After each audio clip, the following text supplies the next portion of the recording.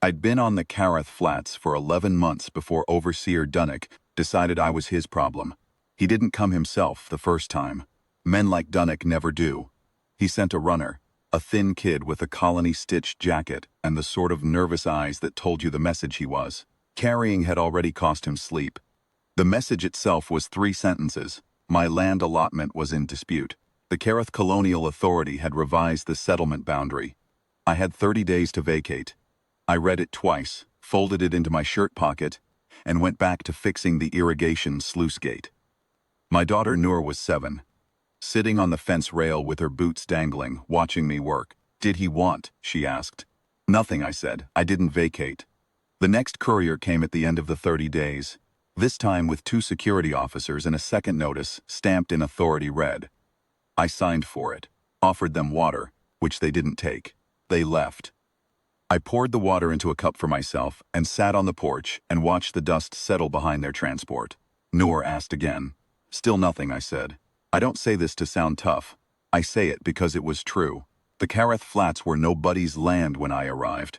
Rock-ribbed hardpan baked gray under a double sun, the kind of ground that takes 6 months to loosen enough to plant and another 6 to convince to give anything back. Shh. Dunnock's revision had appeared exactly 1 week after I brought the first field to yield. That is not a coincidence I require a long time to interpret. What I did require was time, so I stayed. Dunnock sent the cubs on the 45th day. I don't know what he expected. I think he expected me to run. The Vreth war breed, that's what they were, big as draft animals. Coat like iron gray river grass. Heads that came up to my chest and carried enough jaw pressure to fold structural plating. The Vreth war breed had cleared 3 other homesteads in the eastern sector that season. I found that out later from a neighboring farmer named Osel, told it to me, with the kind of quiet anger that men get when they've already calculated that they can't afford to be louder. Dunnock's men released the 2 cubs at the edge of my property line at dusk, tells you they wanted witnesses gone before anything could be recorded. I saw the transport lights swing around and pull away. I was on the porch. Noor was inside, already asleep. The 2 Vreth came across the field at a walk. Not a stalk, a walk. Shh. Which is actually some more unsettling, because it means they've already decided. The thing in front of them isn't worth the energy of a run. Their pawfalls made the irrigation pipes tick in the ground. I could hear them stop 15 meters out. Could hear them breathing, slow, measured exhales, the kind of breath that says a creature has all night. I didn't stand up. I didn't grab anything. I had a mug of tea going cold on the armrest, and I picked it up and took a sip. I don't know why I did that.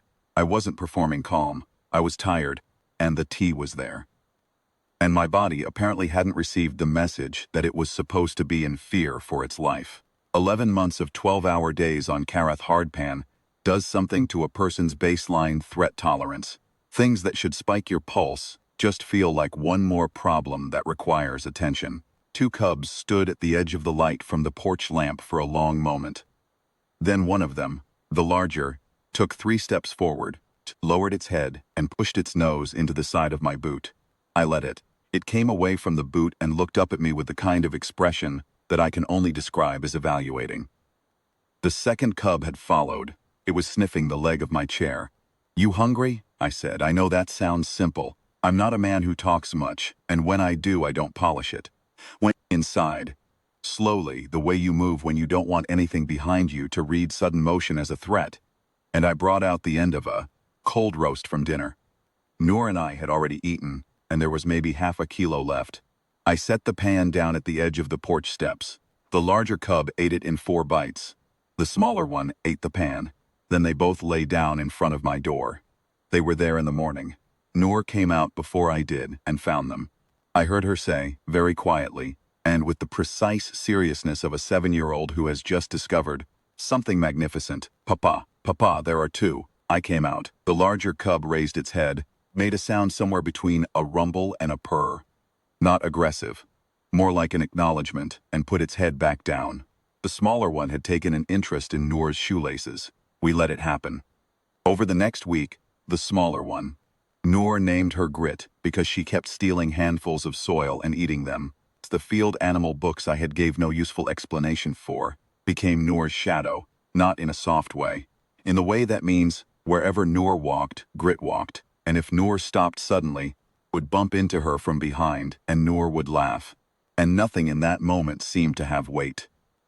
The larger one I called Thresh, because he paced the perimeter of the property in a steady circuit every few hours, same as a threshing cycle, same rhythm, and I found it calming to hear. He ate a great deal, slept near the equipment shed, tanned, and had an an ankle across the front door that made it difficult to open without stepping over him.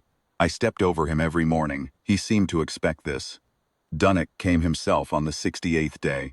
He brought 8 security officers and what appeared to be a freshly signed authority order with a lot of red border on it. His transport pulled up to the property line, and he stepped out looking the way men look when they've convinced themselves. This time will be final. He stopped when he saw them. Thresh was sitting in the yard. Sitting, not standing, which perhaps looked less dramatic from the transport, until you had to recalibrate the scale against the fence posts. Grit was beside Noor, who was sitting on the fence rail the same as always, dangling. 3 other Vreth had arrived over the preceding weeks, drawn by something I couldn't explain and didn't need to. They were behind me, arranged in a loose line with the unintentional precision of animals that have simply learned where I stand. Dunnock's security lead, a woman named Vreth, I found out later, who by all accounts was good at her job, looked at Thresh for a long moment. Then she looked at the 3 behind me. Then she looked at Dunnock and said, something I didn't catch but could read by the angle of her head. Dunnock's face was doing arithmetic it hadn't been asked to do. He called out across the yard, "Those animals are property of the Colonial Authority." "No," I said. "They're not. They were released from the Authority's Animal Management Unit." "You released them on my property," I said. "Supervised. At night. Without notification. By any colonial code I know, that makes them abandoned.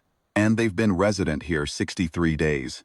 So by Article 9 of the Kareth Settlement Charter, they're part of this homestead."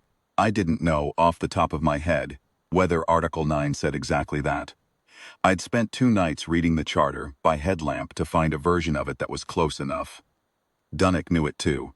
The arithmetic on his face had reached its answer, and the answer was bad. Vreth said something else to him. He turned, and they had a short conversation that I think neither of them wanted me to hear. Then, she walked toward the transport. She didn't look at Dunnock again. She stopped once and looked at Thresh for a long moment.